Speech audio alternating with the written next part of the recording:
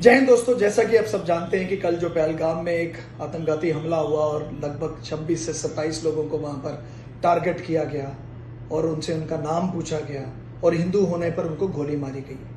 मेरा सवाल है आज उन सब लोगों को जो कहते हैं कि आतंकवाद का धर्म नहीं होता। रियासी जैसी घटनाएं जिसमें एक पूरी बस श्रद्धांजलियों से भरी हुई थी उसको टारगेट किया गया और अब पहलगाम का ये इंसिडेंट, ये तो क्लियर कट दिखाता है कि आतंकवाद का धर्म है और आतंकवाद हिंदुओं को टारगेट कर रहा है। मैं आज पूरे देश से एक सवाल करता हूं, एक जवाब जानना चाहता हूं। आज क्या कसूर था उस नन्हे बच्चे का जो अपने माता पिता के साथ घूमने गया था और जिसकी माँ को और उसको अलग किया गया, उसके पिता को अलग किया गया और फिर सीधा सिर पे गोली मारी गई। मानो जब वो वीडियो देखी जिसमें वो बच्चा कह रहा था मेरे पापा को मेरे से मिला दो या मेरे दादू को मेरे से मिला दो, उनका क्या कसूर था। मानो आज मैं उन माता के बारे में बोलना चाहता हूं जो कह रही है कि आप जाके मेरे बेटे को बचा लो, या वो लेडीज की बात करता हूं जो कहती है कि मेरे हस्बैंड को बचा लो। मानो वो आज उन लोगों का कसूर था, उस कपल का कसूर था जो डल लेक में जाकर घूम रहे थे और वहां पर तारीफ कर रहे थे कि श्रीनगर में आइए, ये इससे बड़ा स्वर्ग धरती में कोई नहीं है। और उनको नहीं पता था कि कुछ घंटों के बाद उनके हस्बैंड को वहां पर गोली मारी जा सकेगी। आज मेरा सवाल उन सब से है कि जो लोग इस देश में रहकर ये बात करते हैं कि आतंकवाद का कोई धर्म नहीं होता, आतंकवाद का धर्म है। और जिस बेरहमी से हमारे हिंदुओं पे जो ये अटैक किए जा रहे हैं, जिस बेदर्दी से हमारे हिंदुओं पे जो अटैक किए जा रहे हैं, आज पूरा देश एक क्रोध में है और आज पूरा देश एक बदले की भावना में है।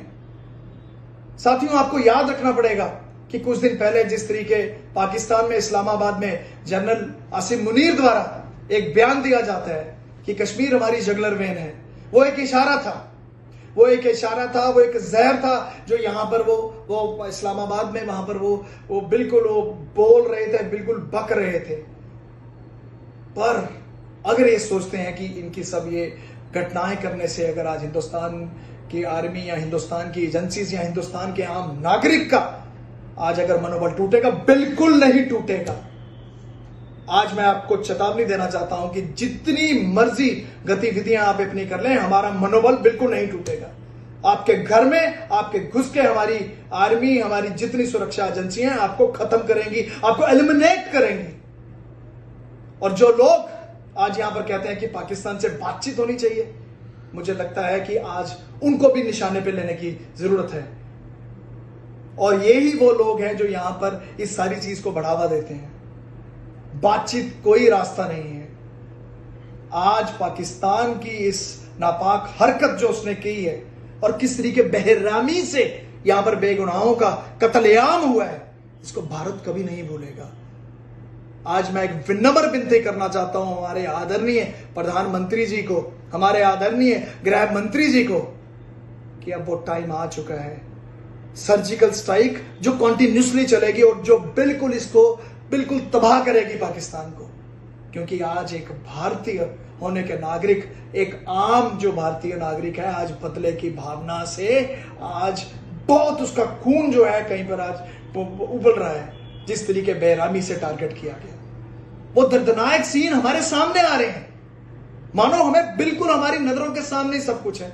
मानो वो छोटा बच्चा जो बिल्कुल ऊपर जंगल में अपनी माँ बाप के साथ हॉर्स राइडिंग के लिए गया था, वो वापस जब आता है नीचे आर्मी वाले खड़े होते हैं और आर्मी वालों को भी देखकर, जब वो बंदूक लेके खड़े होते हैं, आर्मी वालों को भी देखकर वो डर जाता है और रोने लगता है, चिल्लाने लगता है। फिर आर्मी वाले जो वहां पर हमारे जो सिपाही है वो बोलते हैं हम आर्मी के हैं, हम हिंदुस्तान आर्मी के हैं। मानो कैसा सदमा होगा, कितनी बड़ी दहशत जो इन्होंने कल जो वहां पर फैलाई। मुझे लगता है कि आज निर्णायक, आज एक डिसाइसिव एक्शन का टाइम आ चुका है और पूरी उम्मीद है जिस तरीके की हमारी माननीय प्रधानमंत्री जी की जो पॉलिसी है जीरो टॉलरेंस की, उसके तहत एक डिसाइसिव एक्शन होगा, एक निर्णायक एक्शन होगा। और जितने कैंप्स और जितना पाकिस्तान में जितनी गतिविधियां चल रही हैं, इनको बिल्कुल सफाई की जाएगी। आज पूरा भारत इन सब विक्टिम्स जिनकी वहां पर मौत हुई है उनके साथ खड़ा है, उनके परिवारों के साथ खड़ा है। पर आज समय आ गया है उन लोगों को भी बेनकाब करने का जो ये राग लगाते हैं कि पाकिस्तान से बातचीत करनी चाहिए। और आपके साथ मैं इसमें यह भी चीज ऐड ऑन करना चाहता हूं कि जितने भी लोग जो इनको शेल्टर देते हैं या इनके सिंपैथाइजर हैं, आज उनको भी बिल्कुल एक्सपोज करने का समय आ गया। क्या ही इसमें पॉलिटिकल लीडर्स भी हों जो इनको सपोर्ट करते हैं या इनके साथ बातचीत करने की बात करते हैं, मानो सेपरेटिस्ट एजेंडा चलाते हैं, आज उनको भी एक्सपोज करने का टाइम आ चुका है। आज एजेंसियों को और थोड़ा स्ट्रांग होने की जरूरत है। जितनी फंडिंग इनको हो रही है जहां पे भी, NIA, ED, मैं सबको अपील करना चाहता हूं, आज इस लड़ाई को एक निर्णायक मोड़ पे लाने का समय आ चुका है। और मुझे पूरा यकीन है हमारे माननीय प्रधानमंत्री पर, जो कि अपनी यात्रा छोड़ के स्वयं रूप पर आज भारत आ चुके हैं, और माननीय हमारे गृह मंत्री जी जिन्होंने कल रात को ही श्रीनगर में जाकर पूरी सिचुएशन का पूरा जायजा लिया। पूरा यकीन है कि आराम से हिंदुस्तानी कोई भी नहीं बैठेगा और आराम से हमारे गृह मंत्री, आराम से हमारे प्रधानमंत्री भी आराम से नहीं बैठेंगे, इनको मुंह तोड़ जवाब देंगे। मानो तुम्हारी मौत आ चुकी है, आज तुमने वो पंगा ले लिया है जो कि जिसको संभालना आपको भी बहुत मुश्किल हो जाएगा। और आप मत सोचिए कि आपके इस एक्शन से हम टूटे, हम उल्टा मजबूत हुए हैं। आगे हमारी पवित्र इतनी अमरनाथ यात्रा आ रही है, सबसे आगे होंगे हम।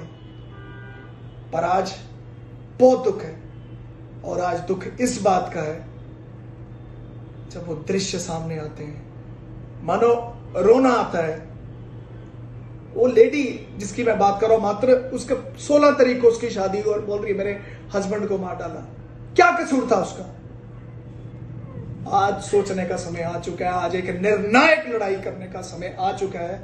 और मुझे तो पूरा यकीन है कि ना ही हमारी फोर्सेस पीछे हटेंगी और ना ही हमारे प्रधानमंत्री, ना ही हमारे गृह मंत्री पीछे हटेंगे, मुंह तोड़ जवाब देंगे। सिर्फ जनरल आसिफ मुनीर जो आपने वहां पर बयान दिया, आपको उसका अब रिजल्ट दिखेगा और जमीनी स्तर पर दिखेगा। हर एक आदमी, हर एक नागरिक भारत का इस आज पूरी शो की घड़ी में इन सबके साथ खड़ा है। मानो तुम लोग तो निहत्तों पे अटैक कर गए। अगर इतनी हिम्मत है तो सामने आते, सामने से लड़ते, नाम पूछ के आपने अटैक किया। और ये वही लोग थे जो आप कश्मीर में इकोनॉमी को बूस्टअप ही करने आए थे। आज भारत चुप नहीं रहेगा, भारत इसका मुंह तोड़ जवाब देगा। जय हिंद, जय भारत।